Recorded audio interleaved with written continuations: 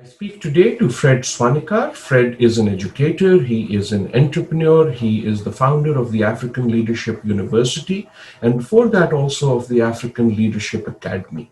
And I'm going to ask him what he thinks the future of education in Africa might look like in a post-COVID world.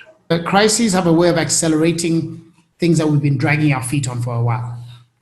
So I think many of these trends have been in the works for a decade or so, but we've been forced to move in this direction. So I believe that in Africa, you're going to see more increase in investments in broadband to enable people to be able to learn by themselves, leveraging technology.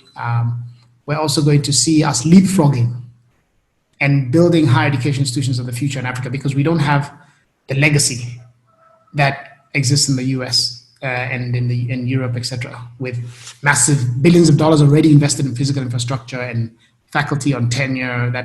And it's really hard to really change those legacy systems. So in Africa, we have a clean slate in a way, and we'll therefore be able to leapfrog and build these university models of the future. So I actually predict that the models for higher education over the 21st century will be born in places like Africa, India, China, Latin America, and not in the US or Europe.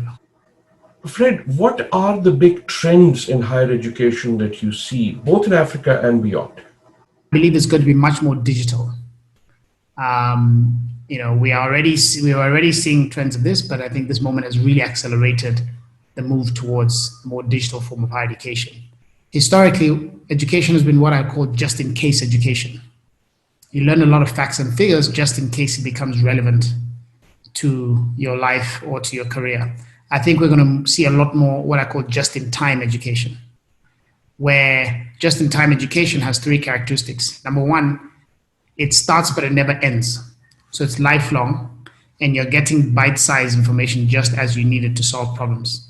Number two, the focus of just-in-time education is not learning facts and figures, it's rather learning how to learn, so that you can acquire new skills as the world changes and remain relevant. And the third aspect of just-in-time education is you learn from multiple methods, not just in the classroom. So I really see you're going to see a radical transformation of higher education. I think it's also going to become much cheaper. I also think there's going to be a change in the way in which people pay for higher education, to moving from one where you pay upfront without any guarantee of success in life, to one where you pay after you've been educated in line with your success. So things like income share agreements or subscription models. And if you broaden this approach beyond just higher education, what do you see in Africa in enterprise and development?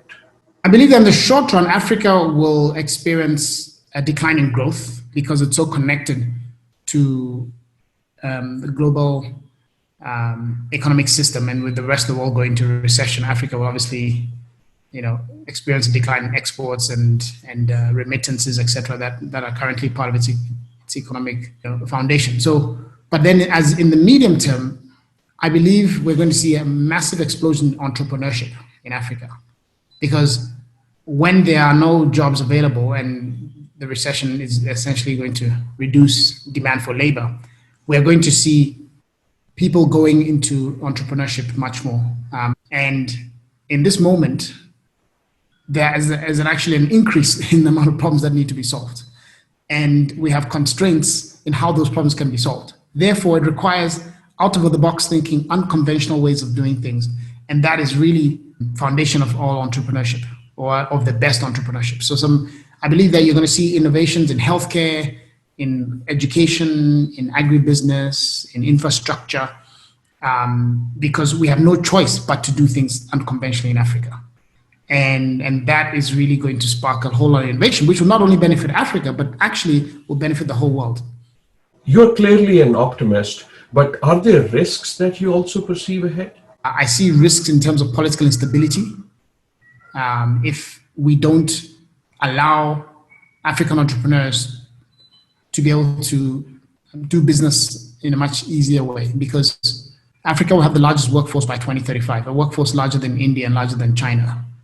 1 billion people will be looking for jobs in Africa by that point. So if if governments don't create the policies that unleash entrepreneurship and unleash job creation for these masses of young people, we then have a ticking time bomb that could lead to a lot of political instability in Africa and, in fact, therefore around the world. Because Africa is also on poise to become 40% of the world's population by the end of the century. So if we don't find a way to unlock growth in Africa, which this moment could actually be the beginning of, then we are sitting not just with an African problem, but a global problem, because 40% of the world's population without opportunity means they're not staying in Africa and they're not going to, this is going to be a global problem. I really believe that this century is going to be the African century. The only question now remains, will it be a good century or a bad century?